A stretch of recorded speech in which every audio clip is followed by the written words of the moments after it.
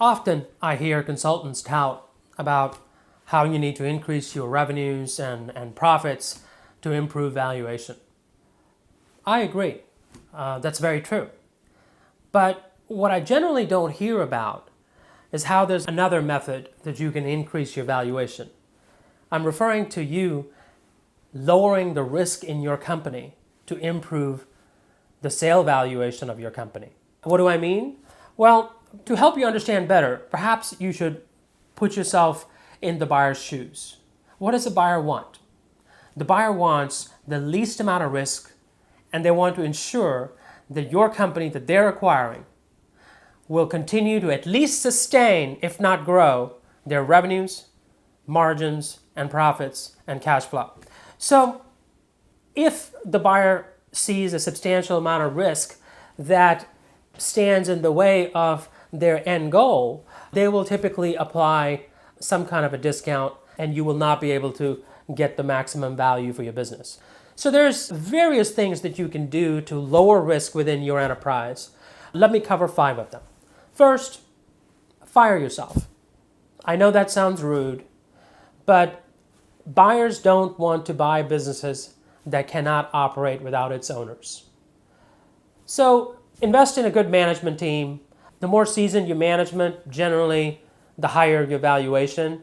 If you already have a management team, it may be time to start delegating and operating more strategically rather than tactically.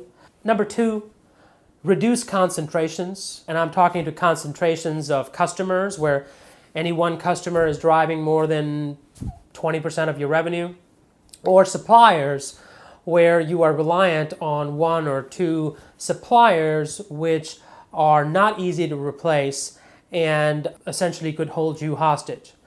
And another thing that you can do, number 3, is to invest in systems and procedures. Companies that invest in systems and procedures, especially for redundant type tasks, can improve operational efficiencies, which generally improves cash flow and optimizes your workforce. Number 4, diversify your industry. If you are focusing on one industry vertical, it may be time to get into another. Just in case there's a downturn, this could actually impact your valuation, and it certainly offers increased risk to the buyer, so that in diversifying industries can be a very good idea. And number 5, increase financial transparency. The best thing to do is to get your financials audited every year. Of course, that's very expensive. You cannot do that. You should have them compiled, and even that can be very expensive.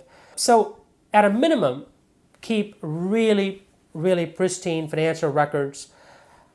Just know that the higher the quality of your financials, the more comfortable the buyer will be, and generally the higher the valuation.